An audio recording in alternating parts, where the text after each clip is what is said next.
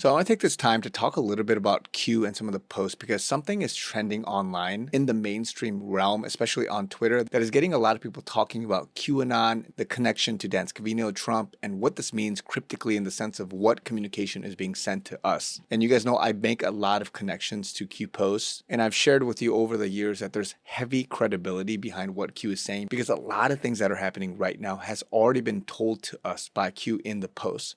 And this is not just some guessing game where he throws the kitchen sink and says, 10,000 different things and combinations and permutations of different news and saying that, this could be it, and then maybe 10, 20 are right. No, it's actually that if you read through it, you'll see thousands of posts and everything, all these things clue us into researching and figuring things out, understanding what might be going on. And then you're seeing some of the news come out of it actually appearing after all this time, especially since Trump's first term, when some of the first Q posts started dropping. So today I want to go over a little bit of that, the actual news with Scavino, because a lot of people that are new to this are wondering what's going on and what is it that you're referring to with regards to Q. And I do want to make this quick caveat that, again, QAnon and Q and all this has been demonized by the media over the years because they don't want you to research. They want you to look at it as being, this is some crazy conspiracy stuff. And that, from my perspective, is what you call a Streisand effect. They say, don't look here. And then because people like me are curious and saying, hey, let me look at it, research it for myself. When you go deeper into it and remove the fog of war, this taboo sort of image that is placed on this kind of stuff, similar to Trump, similar to any other issue, I want to look into it myself instead of being spoon-fed and saying, hey, you got to hate this. You got to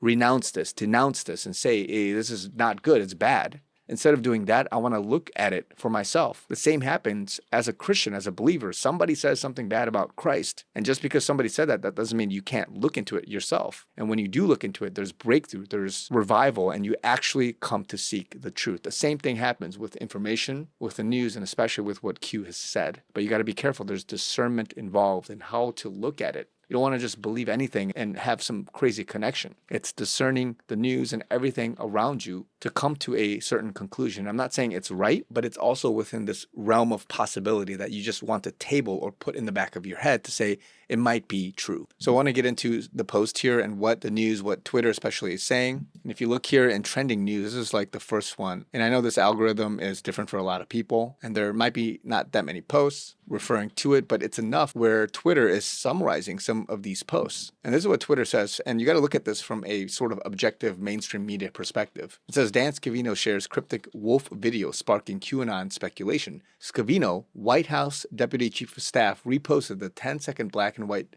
video from TikTok creator Eightfold Sage, timestamped at 11:26 p.m.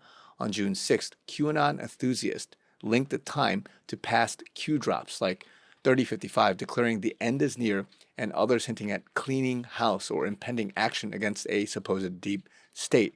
While the video promotes general themes of practice and patience, followers saw it as a signal from Trump allies biding their time amid buzz in pro-Trump circles despite no official comment or verified outcomes. Now again, if you followed me and many others, you guys know it's now beyond coincidence that Scavino, Trump, and many others are tying their videos, their timestamps, their messages to past Q posts. Now in this instance, he posted this again at 11:26 p.m. Eastern time. And oftentimes you look at the length of the video or the timestamp of it, and you go and search other drops that have similar timestamps. Ripcord here says that at 11:26 p.m., where post 3055 was also posted, it's stating the end is near. And you can do this research yourself. I go to qalerts.app. If you just type it here, you can go to the right here and just type in the number. And there's different websites that catalog this. I just use this one. But you may have to scroll down a little bit. And there's other ways to query this. But here it says 11:26. This is replying to 11:25. It's not showing that here.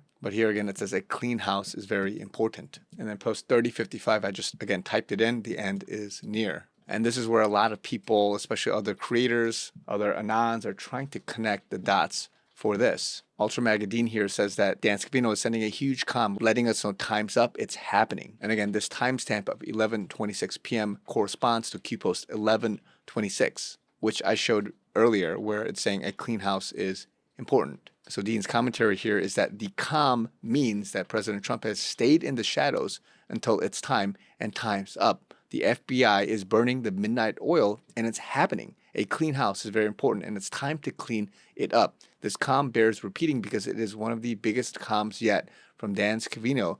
President Trump has stayed in the shadows long enough. Time's up.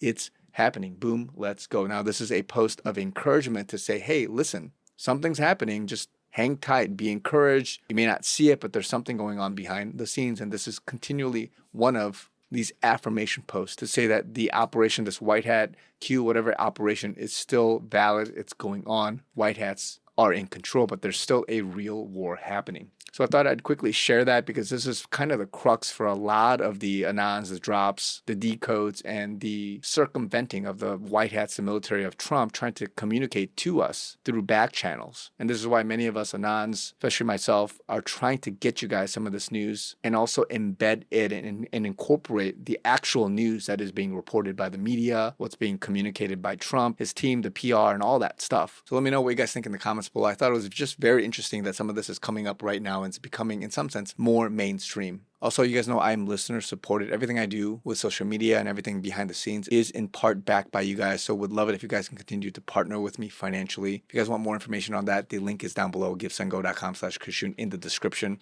Also have PayPal, Zelle, Venmo. Love you guys. Talk to you guys very soon.